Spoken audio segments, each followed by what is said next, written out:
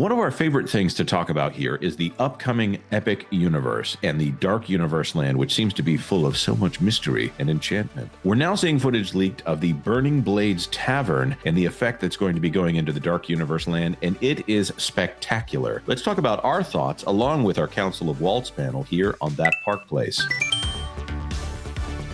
This was originally part of a conversation that was in our members only section, but I wanted to release it out to the world. One, so you know what fun we have on the members only sections, and also because I really want you all to see it, just in case you haven't, what's going on over there at Epic Universe in the Dark Universe land with the burning windmill and also, of course, the electric tower that the Monsters Unleashed ride is getting. Anyways, let's switch over to the conversation now. This is the thing that I wanted to talk about. This Burning Blade Tavern right here looks so neat.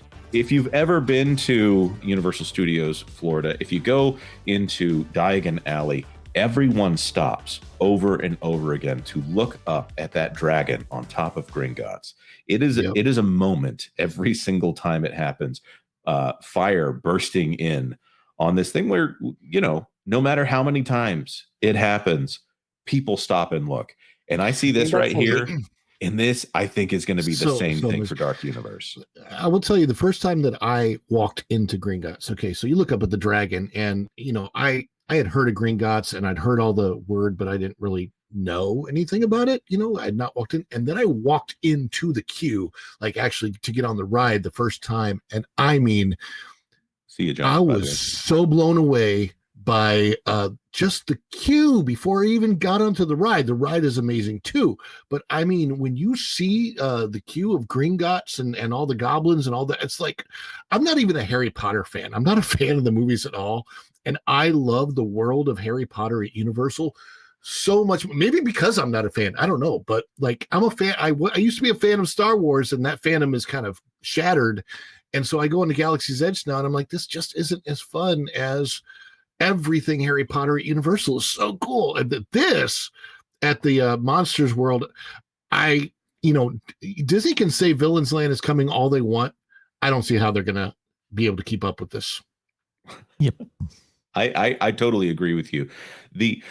It's almost a shame that you have to be in the queue for the ride in order to enjoy the Gringotts Bank there as well, because I would sit and I would look at I would sit there and appreciate all of the details in that queue, as opposed to, everybody pushing you along because, hey, we got a ride we're supposed to be getting on. I don't care about the ride as much. The rides are over too quickly. I'm a theme park ambiance kind of guy, which is another reason that I really dislike what Disney is doing these days, as they're taking more cool things out of the parks in order to get more rides in there. I don't care about Monsters Inc. Land. I care about Muppet. Well, I do care about Muppet Vision 3D because they did a great job on that show building and that show. When I look at something like this, first of all, it looks like it's straight out of the movie. And I know they have a different mix of whatever propellant, whatever the word is for flamboyant material. I don't know. Chemical mixture. They have a different chemical mixture for night as opposed to day, so that it appears different or has a different effect during the day versus the night. We're also hearing, Vash, do you want to talk about what we're hearing for what the land itself is going to be doing before the Burning Blade Tavern erupts? Yeah, they're supposed to be having like a little mini show in which they call out the monsters themselves before the Burning Blade Tavern windmill actually ignites, which is super, super cool. There's supposed to be a lot of atmospheric entertainment going on in this land. So if you're an atmosphere junkie, like Jonas might be, this is a place for you, because they're really supposed to be playing up the fact that, monsters have inhabited this area. The burning windmill itself, I believe, it's supposed to be a place for monster hunters and so forth that interact with you while you're actually inside trying to enjoy your food and so forth. So it's very, very cool, very, very ambitious what Universal is actually doing. There's going to be a number of different atmospheric performers in order to make this place come alive and feel alive. So I really, really enjoy what Universal's doing, because we heard some of these concepts associated with other Disney products, specifically Galaxy's Edge, but really never that idea never really materialized. So to see Universal kind of lean into that just a little bit with something like this, taking a page out of Harry Potter and some of the other stuff that they've been doing, incredibly exciting from a theme park junkie's perspective. Karen, Aldo, do you have any thoughts on this? Is this the kind of thing that pulls you into the park, or is this just like nice set dressing off in the distance, or is this something that you think distracts from what a theme park should be doing? For me, it definitely is. This is astonishing if it was universal actually, but to me, it actually looks more like it could be like a leaked scene from the ending of Snow White when she takes the kingdom to for her own. I don't know. For me, it looks more like. That's funny. It looks more like it could be straight from the movie, but no. All joking aside, this is really cool. It's like fireworks, or like it's like the end of the scene of Fantasmic. It's really powerful. Yeah. Vash, do you have that clip that has the Helios in the background, or the picture of the Helios in the background with the burning blade visible in front of it? Let me see. It just dropped within the last couple of hours, actually. Yeah. So Morgan King here with did Jonas buy the new Fortnite skins? I have not been drawn into the new season of Fortnite. I just have to admit it's kind of weird to me. I haven't been pulled in. If I'm gonna play it, I'm gonna play it so that I can get the Baymax skin. But I'm not really interested in what they've got going right now. They seem to be going for monetizing every single little thing there. It's kind of off-putting for me lately. Haven't had a chance to play it because I've been so busy with that Park Place and Pro lately. But thank you for the question. Karen, did you have any thoughts on the Burning Blade Tavern? Well, I just think it looks very interesting, and especially if it's happening randomly, it'll certainly get people's attention to stick around and see what it is. Yeah, I think you're right. So down there is, look at that. That's so cool and very ominous. It looks incredible. The lighting package, by the way, for the Helios itself is stunning. I mean, it really is looking very, very good. Does some really cool effects.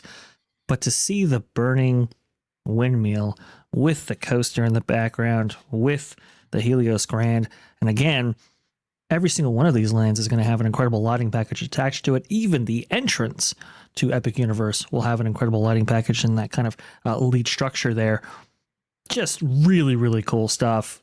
This is going to be a park that just breaks minds because behind every single one of these themed lands, for which there are 5 of them, there are some great stuff to explore and see. Yeah. I was going to say real quick, like this whole Epic Universe thing, Helios, all of it.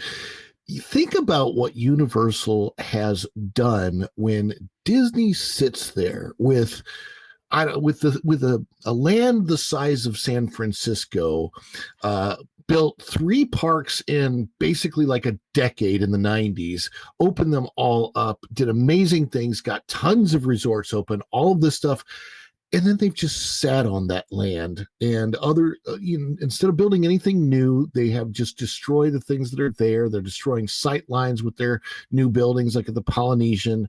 And they've got a ton of land, which they could have easily in the 2010s said, we're going to develop a new park or any of this stuff. On the other hand, Universal goes out of its way to purchase new land to add a theme park in a place that they didn't have the land before. I mean, when you look at what Universal is doing for the guest, for the patron, for the people that love theme parks and want this stuff out there, this is more about Universal answering to guest wants and needs than anything else. And Disney just seems to be like flying in the face of everything that guests have asked for.